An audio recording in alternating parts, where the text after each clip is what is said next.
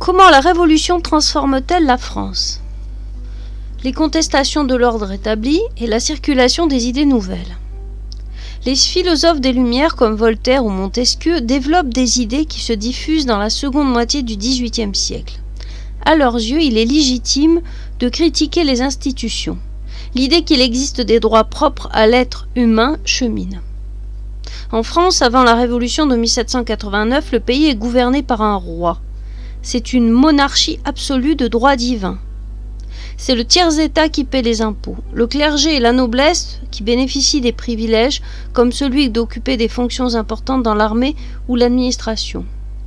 Chacun de ces ordres est traversé par des inégalités de richesse.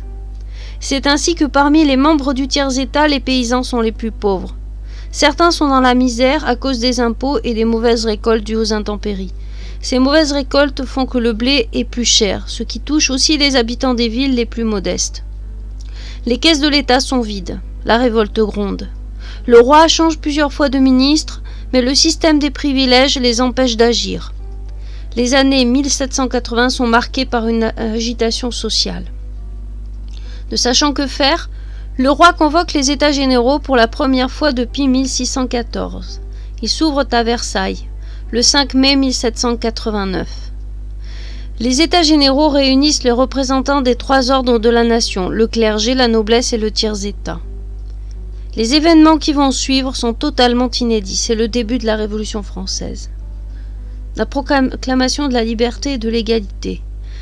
Durant l'été 1789, à la suite d'immenses manifestations, les privilèges liés à la naissance sont supprimés. Les principes d'égalité devant l'impôt et de gratuité de la justice sont affirmés. La Déclaration des droits de l'homme et du citoyen consacre l'égalité des droits entre les individus et la liberté d'expression. La souveraineté et la citoyenneté. La source du pouvoir appartient désormais à la nation. Les individus ne sont plus sujets du roi, mais citoyens. La quête d'un régime politique mène à des ruptures. La France abolit la monarchie le 10 août 1792. Devient une république. La France devient une république. Et exécute son ancien roi le 21 janvier 1793. Les affrontements entre opposants culminent sous la terreur.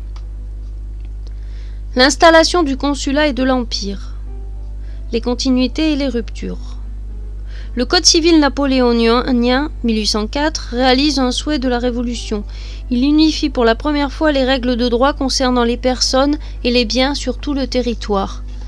Toutefois, dans le Code civil, les femmes sont considérées comme mineures. Elles doivent obéissance à leur mari.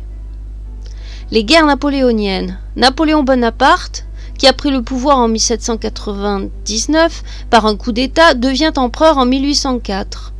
Il renforce son prestige en écrasant les armées russes et autrichiennes à Austerlitz en 1805.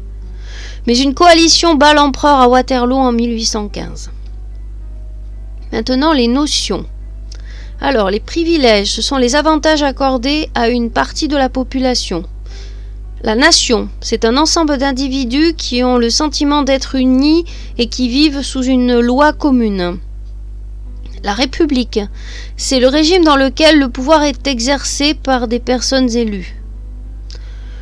Le clergé, il est constitué des religieux, c'est le premier des trois ordres du royaume avant la noblesse et le tiers-état.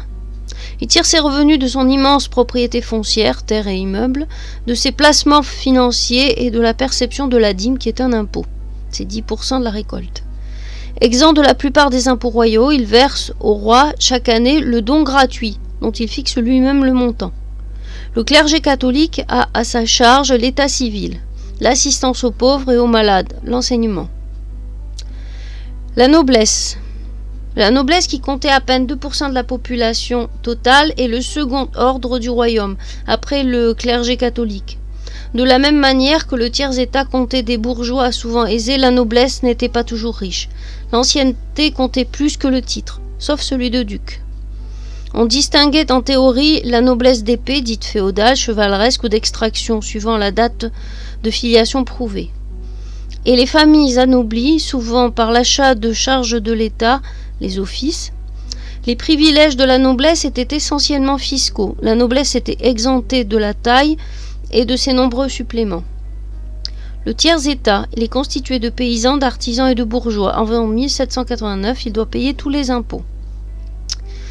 La monarchie absolue, de droit divin. Donc la monarchie absolue, c'est le pouvoir d'un seul, le pouvoir d'un roi qui a tous les pouvoirs, car il est la main de Dieu sur terre.